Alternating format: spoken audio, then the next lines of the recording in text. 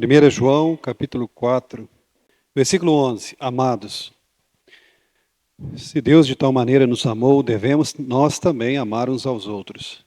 Ninguém jamais viu a Deus. Se amarmos uns aos outros, Deus permanece em nós, e o seu amor é em nós aperfeiçoado. Nisso conhecemos que permanecemos nele, e ele em nós, em que nos deu do seu Espírito. Nós temos visto e testemunhamos que o Pai enviou o seu Filho como Salvador do mundo. Aquele que confessar que Jesus é o Filho de Deus, Deus permanece nele e ele em Deus. Nós conhecemos e cremos no amor que Deus tem por nós. Deus é amor, e aquele que permanece no amor permanece em Deus e Deus nele.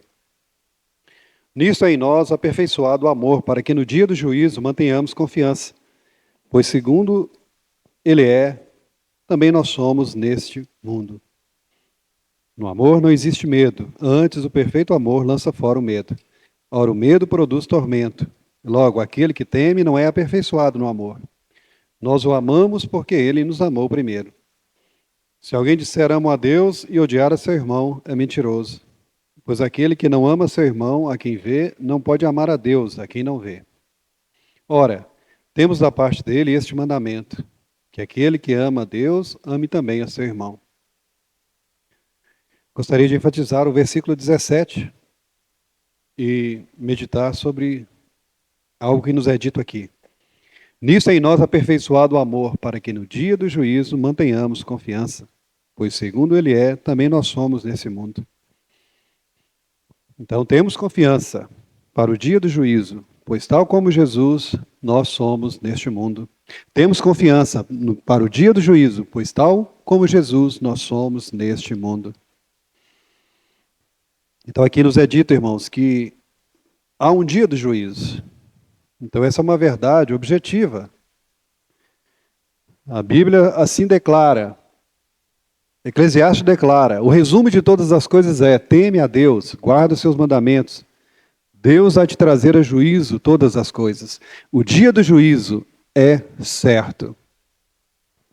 Haverá uma prestação de contas. E como é que o homem comparecerá diante dessa prestação de contas? João nos diz, ou por confiança, confiantemente, ou com medo. Aquele medo que gera tormento. Confiante ou medroso, de uma forma ou de outra, o homem comparecerá diante do juízo. Mas nós somos chamados a comparecer com confiança, porque tal como Jesus, nós somos neste mundo. Compareceremos confiantemente, porque nós vivemos como Jesus. Nós expressamos Jesus. Aqui no versículo 19 diz, nós o amamos, porque ele nos amou primeiro. Então nós respondemos ao amor de Deus, amando a Deus. Por que nós hoje amamos a Deus? Porque Deus primeiro nos amou. E de que forma Deus nos amou? Enviando Jesus Cristo.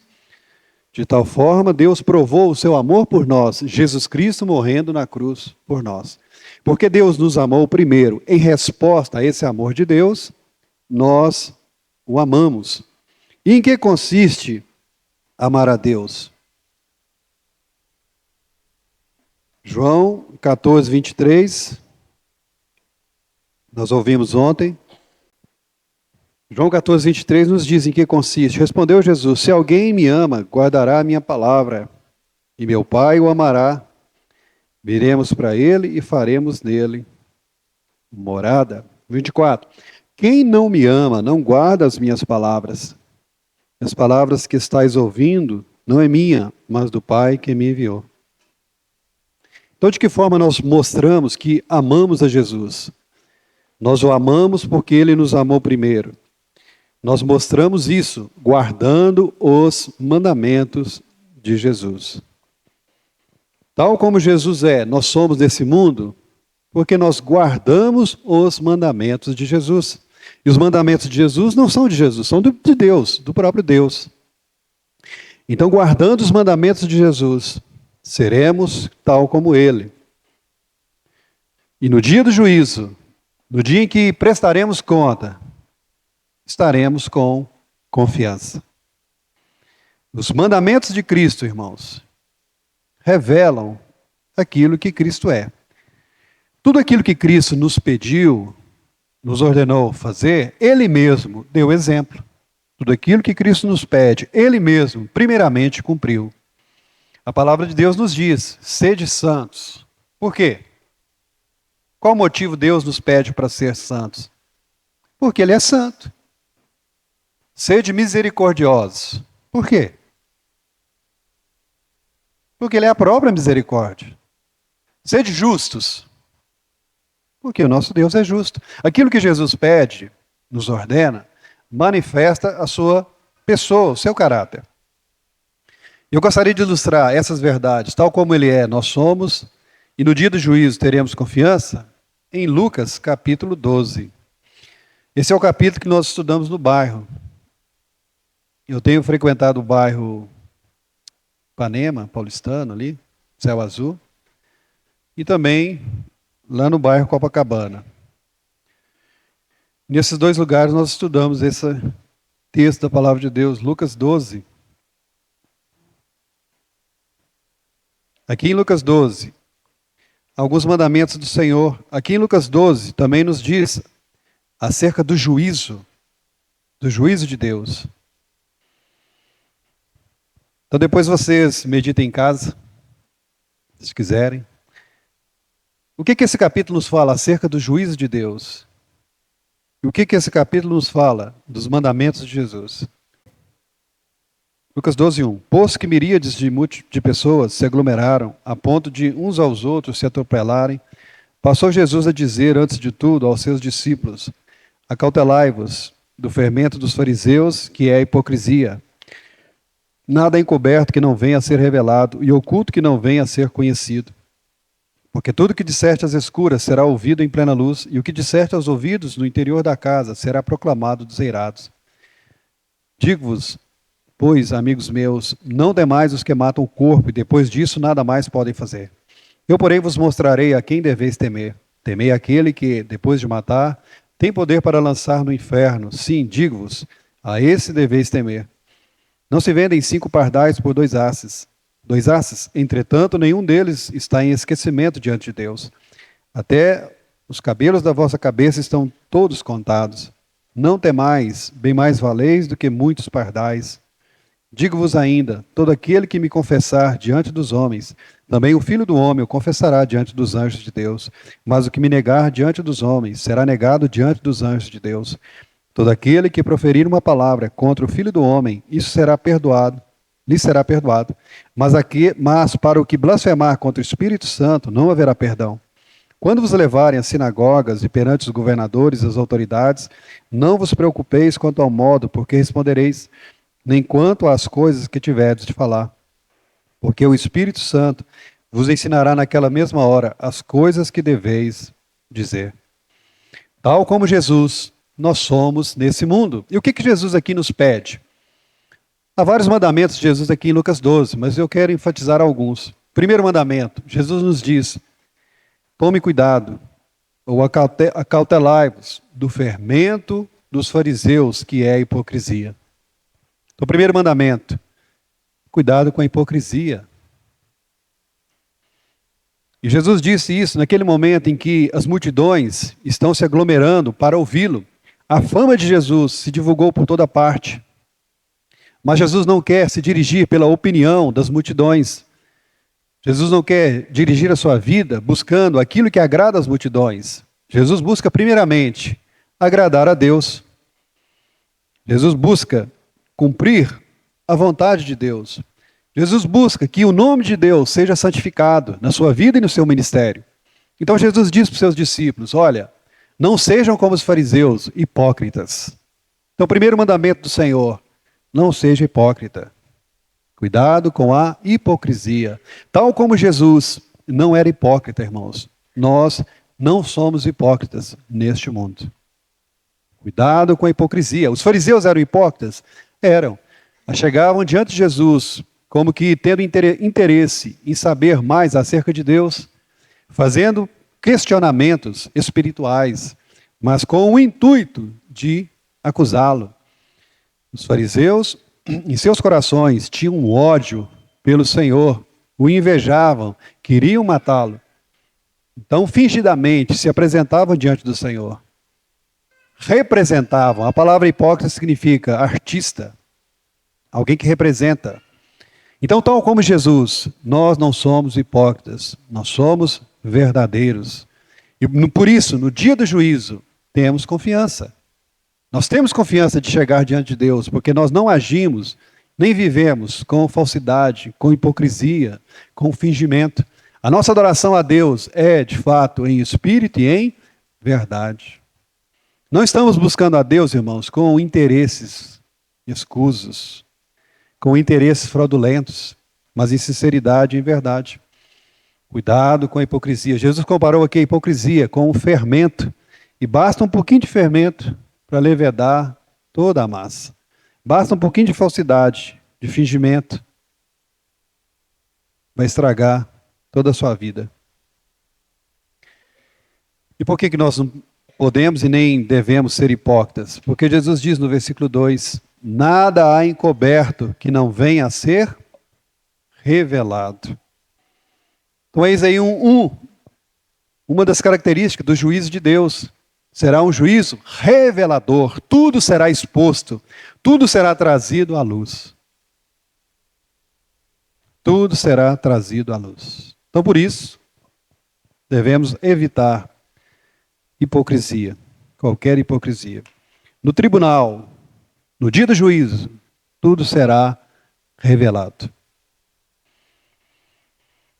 Tal como Jesus, nós somos nesse mundo. O segundo mandamento que eu gostaria de realçar aí, está no versículo 4.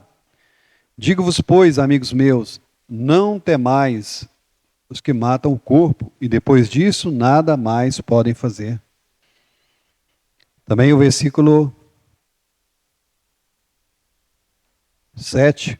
Até os cabelos da vossa cabeça estão todos contados, não temais, bem mais valeis do que muitos pardais. O segundo mandamento aqui que eu gostaria de ver com os irmãos é: não temais. Não tenha medo. Não tenha medo. Não tenha medo de quem? Não tenha medo dos homens. Então as multidões se chegavam. E Jesus diz, olha, cuidado com a hipocrisia. Por medo das multidões, por medo dos homens, tantas vezes pessoas agem falsamente. Tantas vezes buscando agradar aquilo que é politicamente correto. As pessoas não expressam verdadeiramente a sua opinião. Cuidado com a hipocrisia. Não tenham medo dos homens. Mas se eu for autêntico, se eu for verdadeiro, eu posso ter prejuízo. Os homens podem até mesmo querer me matar. Existe essa possibilidade? Existe a possibilidade de você sofrer por causa da sua franqueza? Com certeza. Mas Jesus está dizendo, não tenham medo dos homens. O que eles podem fazer contra você? Matá-lo. Não tenham medo daqueles que podem matar o seu corpo. Então não tenham medo dos homens. Não tenham medo das autoridades. Aqui alguns discípulos de Jesus estão sujeitos a serem levados diante das autoridades. Você pode ser levado a uma corte, você pode ser acusado de estar perturbando a ordem pública e comparecer diante de uma autoridade por causa da sua confissão de fé. E é para você ficar temeroso, é para você se preocupar o que você vai responder, qual será a sua defesa. Vai você preocupar em contratar o mais eloquente dos advogados, Sérgio Marcos. Não, pode contratar, mas não precisa aqui. Não precisa contratar. Naquela hora, o Espírito Santo vai te usar. Estou dizendo aqui, o Espírito Santo vai colocar as palavras que você deve dizer. Não tenha medo, segundo mandamento. Então, tal como Jesus, irmãos, nós somos neste mundo, tal como Jesus, que era ousado, era corajoso, nós não somos medrosos neste mundo. Aqui, irmãos, diz, devemos confessar o nome de Jesus. Não devemos ter vergonha de Jesus nem do Evangelho. Por quê? Porque há uma consequência eterna desse ato. Você se omitir de confessar o nome de Jesus tem consequências. Você confessar o nome de Jesus tem consequências. E essas consequências se manifestarão no juízo. Então o juízo de Deus revela todas as coisas. E lá no juízo de Deus, o que será levado em conta também? A fidelidade e a sua lealdade a Jesus Cristo. Então, se você foi fiel a Jesus Cristo, não teve vergonha de Jesus, no dia do juízo você terá confiança. Se você o confessou diante dos homens, no dia do juízo, você será confessado diante dos anjos. Mas se você temeu os homens, por medo dos homens, não confessou o nome de Jesus, você também será envergonhado, não será confessado pelo Senhor. Versículo 9 diz: será negado diante dos anjos de Deus. Então, se você hoje não quer sofrer vergonha por causa de Jesus, e se omite e cala, no dia do juízo você será envergonhado. Então há consequências sérias pelo fato de confessar ou não Jesus Cristo. Não tenha medo, confesse o nome de Jesus diante das pessoas. Jesus Cristo nos dá, irmãos, qual é a solução para jogarmos fora todo medo? Medo dos homens, medo da morte, medo de autoridades. A solução, o antídoto, é temer a Deus.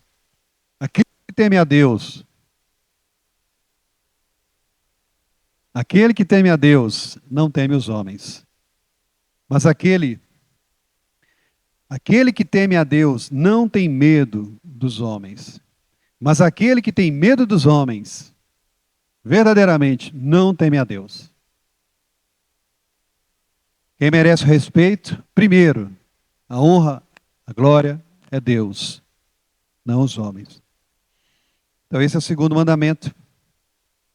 Não tenham medo. Tal como Jesus, que não teve medo, nós também não temos medo. Nós confessamos o nome de Jesus. Paulo diz, e devemos responder juntamente com ele: não me envergonhe do Evangelho, porque é o poder de Deus para a salvação. Continuando, Lucas 12, 13.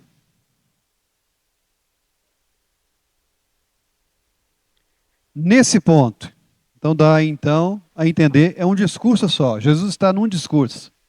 E nesse ponto ele é interrompido por um homem. Versículo 13. Nesse ponto, um homem que estava no meio da multidão lhe falou: mestre, ordena meu irmão que reparta comigo a herança. Mas Jesus lhe respondeu: homem, quem me constituiu juiz ou partidor entre vós? Então lhes recomendou: tende cuidado, guardai-vos de toda e qualquer avareza. Porque a vida de um homem não consiste na abundância de bens que ele possui. E lhes proferiu ainda uma parábola, dizendo: o campo de um homem rico produziu com abundância. E razoava consigo mesmo, dizendo: que farei? Pois não tenho onde recolher os meus frutos. E disse: farei isto, destruirei os meus celeiros, reconstruí-los-ei maiores. E aí recolherei todo o meu produto e todos os meus bens. Então direi à minha alma: tens em depósito muitos bens para muitos anos. Descansa, come, bebe e regala-te. Mas Deus lhe disse: louco, esta noite te pedirão a tua alma. E o que tens preparado, para quem será? Assim é o que entesoura para si mesmo, e não é rico para com Deus. Terceiro mandamento que eu gostaria de considerar com os irmãos. No versículo 15. Guardai-vos de toda avareza. Então, o Senhor já nos avisa para termos cuidado, irmãos, com a hipocrisia, com medo e agora com a avareza. Cuidado com toda a avareza. Paulo diz que o amor ao dinheiro é a raiz de todos os males. Muitos na busca desenfreada, na busca pelas riquezas, naufragaram na fé. Tome cuidado com toda a avareza. Qual o contexto? Um homem pediu a Jesus para que se tornasse juiz numa questão. Ele tinha uma questão contra o seu irmão, dá a entender que o seu irmão não queria distribuir, repartir a herança com ele. Ele queria, de alguma forma, que seu irmão fosse constrangido a dar parte de seus bens para ele. Ele queria que Jesus intrometesse nesse assunto. Tantas vezes nós também queremos que Deus intrometa nesse assunto. E às vezes nas nossas orações pedimos: Senhor, manda que alguém me socorra, manda que alguém manda dinheiro para mim. Manda que aquele irmão olhe para mim com olhos de misericórdia e bondade e pague as minhas dívidas.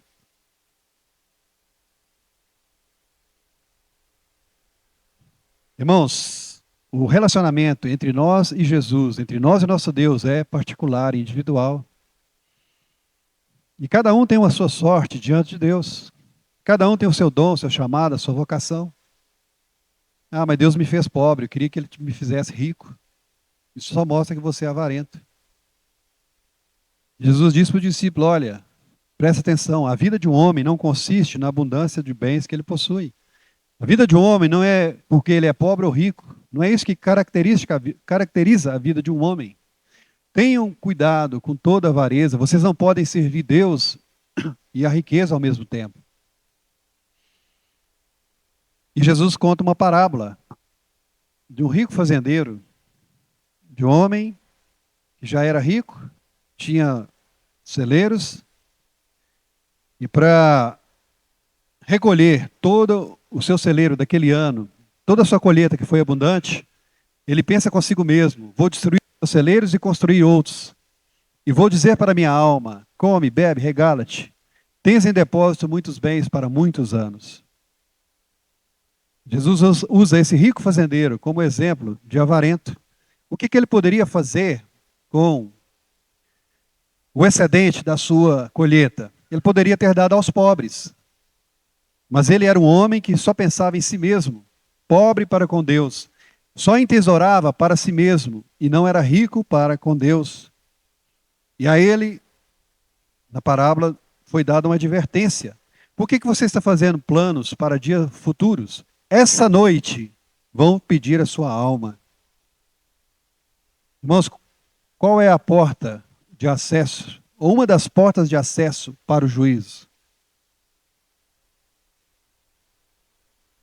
Como é que o homem entra para o juízo? Como é que o homem vai encontrar o juiz, que é o próprio Senhor, Deus Supremo?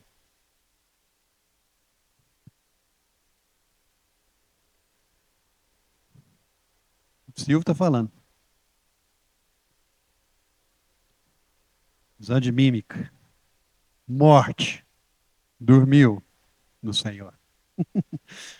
Pela morte, o homem entra então, tem esse acesso ao dia do juízo. Não que seja imediatamente. Quem morrer hoje já vai estar no juízo. Não. Vai ter o arrebatamento. Vai ter a ressurreição. E todos nós compareceremos no tribunal de Cristo, nós os crentes.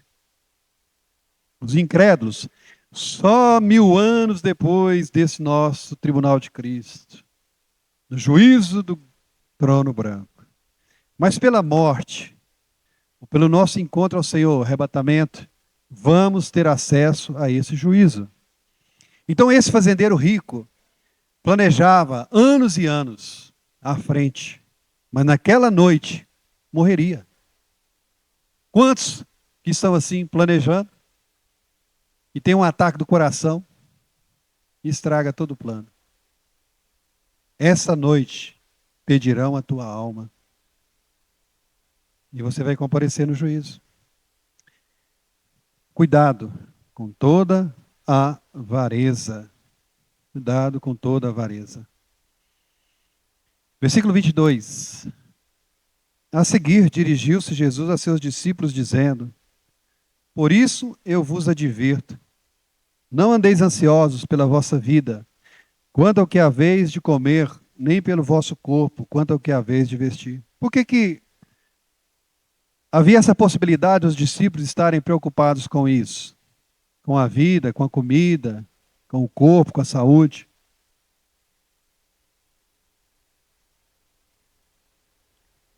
Por que que eles têm essa atitude diferente daquele rico fazendeiro? O rico fazendeiro diz: alma, come, bebe, regala-te, porque você tem muitos recursos. Então dá-nos a entender, esses discípulos do Senhor terão muitos recursos? Os discípulos do Senhor terão uma conta bancária cheia? O que vocês acham? São muitos os poderosos, os ricos, são chamados à fé? E Jesus nos ensinou a orar, vocês devem orar pedindo: Pai, dá o pão mensal, nos dê o pão diário, Senhor. Sim? Sim? Nos dá o pão de hoje, pão diário, de cada dia. O nosso de cada dia nos dá hoje. Então dá-nos a entender, irmãos, porque não estão os discípulos do Senhor com a conta bancária, com dinheiro, com recursos, eles são tentados a ficarem preocupados. São tentados a ficarem preocupados. Mas Deus nos dá Israel como exemplo. Deus levou Israel para o deserto. Irmãos, quem ia cuidar daquele povo, daquela multidão, talvez 2 milhões de pessoas? Quem ia dar comida para aquele povo durante aqueles 40 anos? Não podiam plantar. Dia a dia eles tinham que depender do maná que caía do céu. Dia a dia tinham que depender da provisão. Mas eram para eles dormirem preocupados. Vou dormir agora e não sei se lá vou acordar de madrugada e vou chegar lá e vai ter orvalho e eu vou colher para dar alimento para mim e para os meus filhos. Eles tinham que perder noites de sono, preocupados com o que eles comeriam amanhã. O que vocês acham? E religiosamente, falar assim esse termo, né? Religiosamente, toda madrugada caía o orvalho, caía o maná, caía. Cuidado de Deus. Então Deus nos deixou Israel como lição. Eu cuido de vocês. Não só de pão viverá o homem, mas de toda palavra que sai da minha boca. Presta atenção na minha palavra. Antes mesmo de prestar atenção, preocupação com o que você tem que comer, beber, vestir, com as suas contas. Ah, então agora eu vou ficar despreocupado com as minhas contas. Não, você vai trabalhar e o Senhor vai honrar, vai abençoar o seu dia, vai abençoar as obras das suas mãos, vai te dar prosperidade. Mas não perca noite de sono, preocupado. Entrega as suas dívidas para o Senhor. Trabalhe, faz o seu trabalho, confia nele e ele vai te prover. Então Jesus está dizendo: não andem ansiosos. Por isso vos digo, não, 22, não andeis ansiosos pela vossa vida. Então, o terceiro mandamento, Senhor, não andeis ansiosos.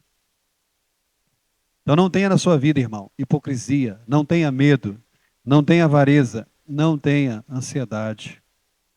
Não tenha ansiedade. Versículo 23, porque a vida é mais do que o alimento, e o corpo mais do que as vestes. Observai os corvos, os quais não semeiam nem ceifam, não têm descanso nem celeiros, todavia Deus os sustenta. Quanto mais valeis do que as aves. Talvez o testemunho de Israel ficou na história, e você não dá crédito. Mas veja o testemunho dos passarinhos, veja o testemunho das plantas. Deus cuida deles, Deus cuida das aves. E você vale muito mais do que uma ave, Deus cuidará de você. 25. Qual de vós, por ansioso que esteja, pode acrescentar um côvado ao custo de sua vida? Por mais preocupado que você esteja, você pode aumentar o custo da sua vida? Não. O Salmo diz: os meus dias estão contados. Desce aos meus dias no cumprimento de alguns palmos. Louco, essa noite vão te pedir a sua alma. Nós temos o controle da morte? Se o Senhor encomendar a alma para vir pedir, encomendar a alma, encomendar a morte para vir pedir a nossa alma, nós vamos poder impedir? Não vamos. Vamos poder acrescentar um dia a mais? Não. O Senhor é que está no controle disso tudo. Então por que ficar preocupado?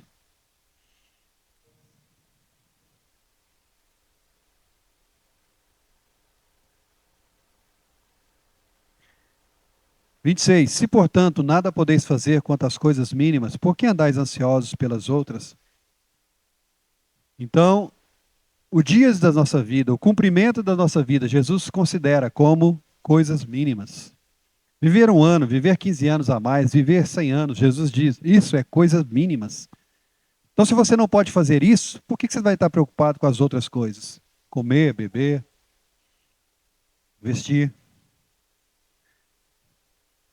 27. Observai os lírios, eles não fiam nem tecem. Eu, contudo, vos afirmo que nem Salomão, em toda a sua glória, se vestiu como qualquer deles. E agora tem o aniversário do Beto. Que roupa eu vou no aniversário do Beto?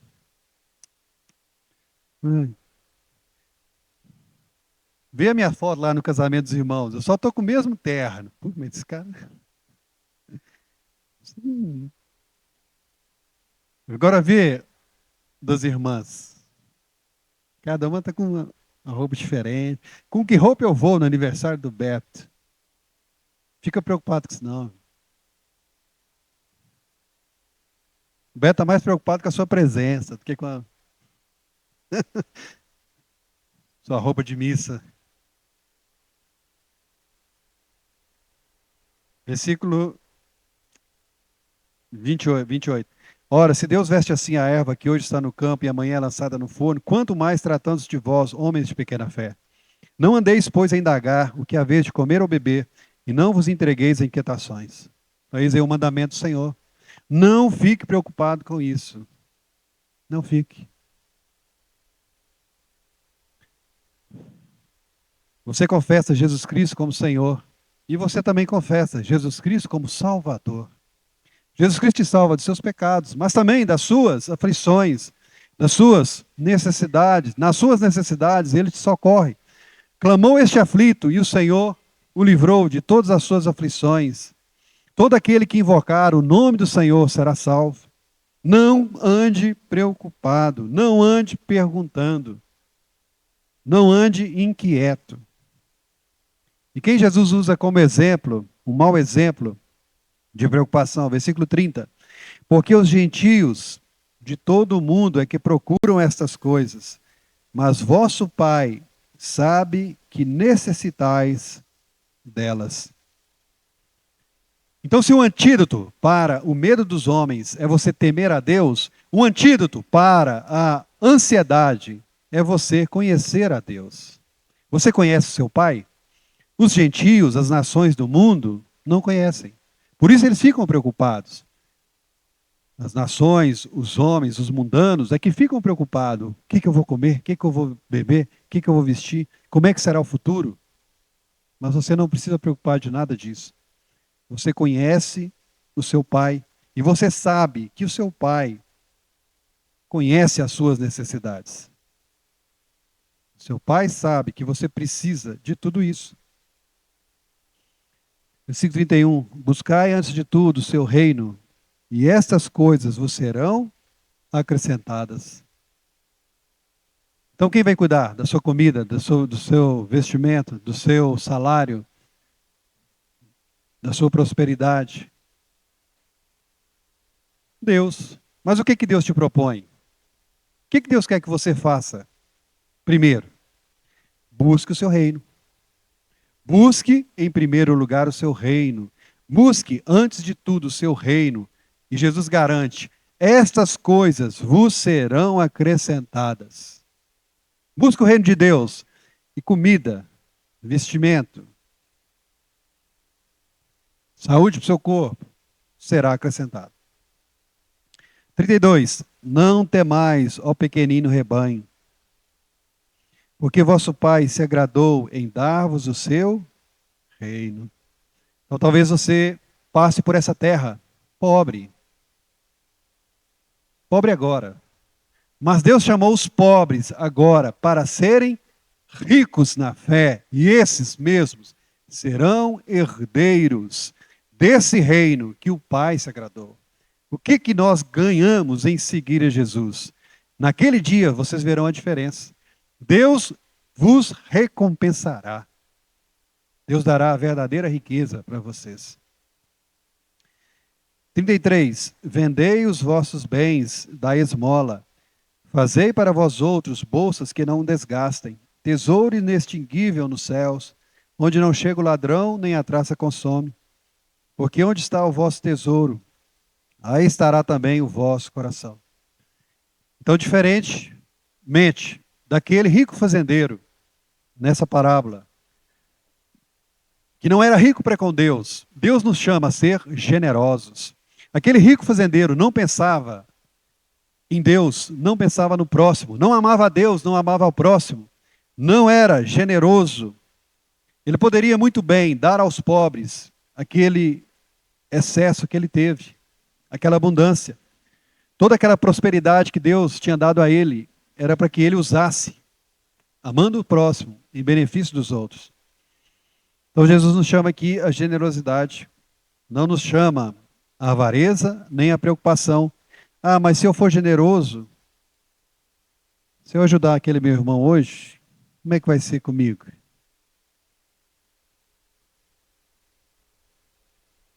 Tal como Jesus, que não era avarento, nós não somos avarentos.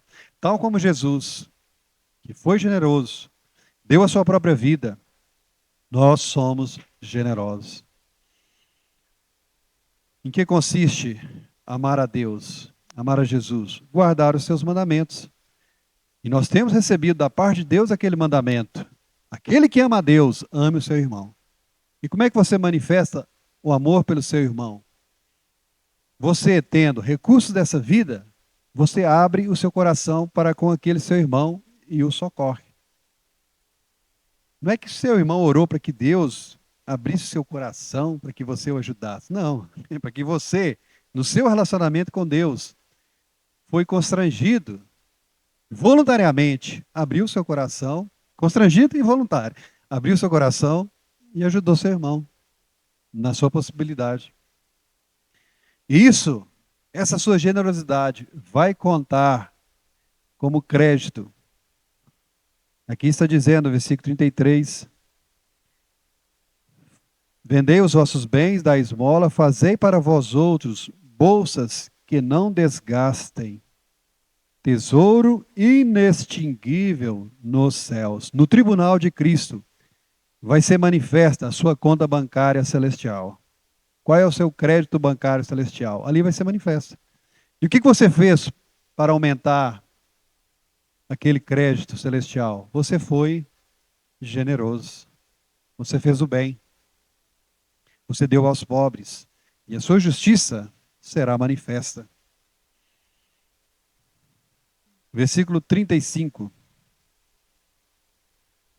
Cingido esteja o vosso corpo e acesas as vossas candeias. Sede vós semelhantes a homens que esperam pelo seu Senhor, ao voltar ele das festas de casamento, para que quando vier e bater à porta, logo lhe abram. Bem-aventurados aqueles servos a quem o Senhor, quando vier, os encontre vigilantes. Em verdade vos afirmo que ele há de cingir-se, dar-lhes lugar à mesa e, aproximando-se, os servirá. Quer ele venha na segunda vigília, quer na terceira, bem-aventurados serão eles, se assim os achar. Sabei, porém, isto: se o pai de família soubesse a que hora havia de vir o ladrão, vigiaria e não deixaria arrombar a sua casa. Ficai também vós apercebidos, porque a hora em que não cuidais, o Filho do Homem virá. Então Pedro perguntou: Senhor, proferes essa parábola para nós ou também para todos? Disse o Senhor: quem é, pois, o mordomo fiel e prudente, a quem o Senhor confiará os seus conservos para dar-lhes o sustento a seu tempo? Bem-aventurado aquele servo a quem seu Senhor, quando vier, achar fazendo assim. Verdadeiramente vos digo o que lhe confiará todos os seus bens. Mas se aquele servo disser consigo mesmo: meu senhor tarda em vir, passar a espancar os criados e as criadas, a comer e a beber e a embriagar-se, virá o senhor daquele servo em dia que não espera, e em hora que não sabe, castigá-lo-á, lançando-lhe a sorte com os infiéis. Aquele servo, porém, que conheceu a vontade de seu senhor e não se aprontou, nem fez segundo a sua vontade, será punido com muitos açoites. Aquele, porém, que não soube a vontade do seu senhor e fez coisas dignas de reprovação, levará poucos açoites. Mas aquele a quem muito foi dado, muito lhe será exigido. E aquele a quem muito se confia, muito lhe pedirão. O quinto mandamento aqui, nesse texto: estai apercebidos, estai vigiando, aguardando a vinda do Senhor. O Senhor Jesus hoje está cuidando de quê? O que o Senhor está cuidando? Qual é o assunto de Jesus? Nessa história aqui, o Senhor saiu e deixou seus servos cuidando da casa. Um senhor saiu, ele tinha seus empregados, deixou os empregados cuidando da casa. E deixou os empregados cuidando também dos outros empregados. E o que esse senhor estava fazendo fora da casa? Cuidando dos assuntos do seu casamento. Então ele se casa e volta do casamento. E como é que ele quer encontrar os seus empregados quando voltar do casamento? Então, nessa parábola aqui, diz que ele pode voltar a qualquer hora, em qualquer vigília da noite. Meia-noite, 3 da madrugada, 6 da madrugada. E era para aqueles empregados estarem vigilantes, aguardando, esperando. O meu Senhor está para chegar da sua festa de casamento. E quando ele chegar, ele tem que ser atendido. Ele não pode achar os empregados dormindo. E qual verdade espiritual que o Senhor está dizendo aqui? Está dizendo, haverá uma vinda do Filho do Homem. Quando o Filho do Homem voltar, como ele quer nos encontrar? Apercebidos. Nós sabemos a hora que o Filho do Homem virá? Não. O Senhor te revelou a hora que Jesus vem? Para você? Uns querem que ele venha depois da tribulação, outros querem que ele venha antes. O Senhor te revelou a hora da sua morte? Revelou para Pedro? Pedro sabia quando ele iria morrer? Quando fores velho. Então, enquanto Pedro não fosse velho, ele não iria morrer. Pedro sabia. E no livro de Pedro ele diz, o Senhor me revelou. Estou prestes a deixar esse tabernáculo. Mas, em geral, Deus não revelou. Quer seja pelo arrebatamento, que é um momento secreto, iminente. A Bíblia sempre diz para vigiar. Quer seja pela morte, é um elemento surpresa. Então, já que é um elemento surpresa, devemos estar preparados. Sabendo que o Senhor vem, como é que nós vamos nos comportar? Devemos nos comportar como um mordomo fiel, como alguém que foi encarregado de cuidar da casa, cuidar dos outros empregados. Dar alimento, dar sustento aos conservos. O Senhor não pode, não deve nos achar, irmãos, contra os irmãos, espancando os outros servos do Senhor, comendo e bebendo, no outro evangelho diz, com os ébrios, com os mundanos. Mas o Senhor nos chama, sejam vigilantes, estejam apercebidos, estejam aguardando a manifestação de Deus. Tal como Jesus, que viveu sabiamente os seus dias, que viveu percebendo a hora, a sua hora, assim devemos viver. Tal como Jesus, devemos estar preparados para a hora do Senhor, para a obra do Senhor. 1 João 4, 20 e 21. Vamos ler de novo.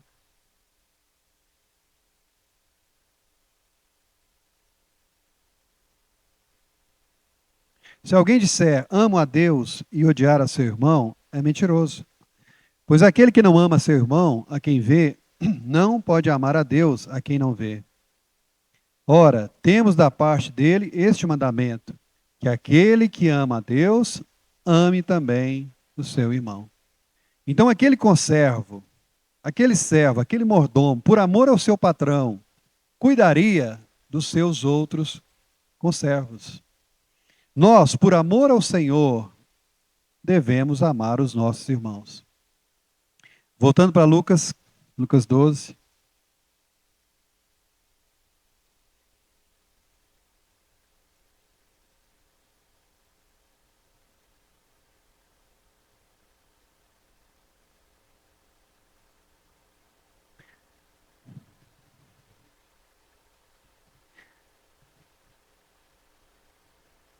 Versículo 49. Eu vim para lançar fogo sobre a terra, e bem quisera que já estivesse a arder. Tenho, porém, um batismo com o qual hei de ser batizado, e quanto me angustio, até que o mesmo se realize. Supondes que vim para dar paz à terra? Não, eu vou-lo afirmo, antes divisão. Porque daqui em diante estarão 5 divididos numa casa, 3 contra 2, 2 contra 3. Estarão divididos pai contra filho, filho contra pai, mãe contra filha, filha contra mãe, sogra contra nora e nora contra sogra. Então, se Jesus causa essa divisão, irmão, se Jesus causa essa guerra, de que lado você fica? De Jesus ou dos seus parentes? Fique do lado de Jesus. 54. Disse também às multidões: quando vedes aparecer uma nuvem no poente, logo dizeis que vem chuva. E assim acontece. Quando os vedes soprar o vento sul, dizeis que haverá calor. E assim acontece. Hipócritas, sabeis interpretar o aspecto da terra e do céu, e entretanto não sabeis discernir essa época? E por que não julgais também por vós mesmos o que é justo? Quando fores com teu adversário ao magistrado, esforça-te para te livrares desse adversário no caminho, para que não suceda que ele te arraste ao juiz, o juiz te entregue ao meirinho, e o meirinho te recolha à prisão. Digo-te que não sairás dali, enquanto não pagares o último centavo. Então nós devemos estar apercebidos, vigilantes, porque qualquer hora o juízo vem.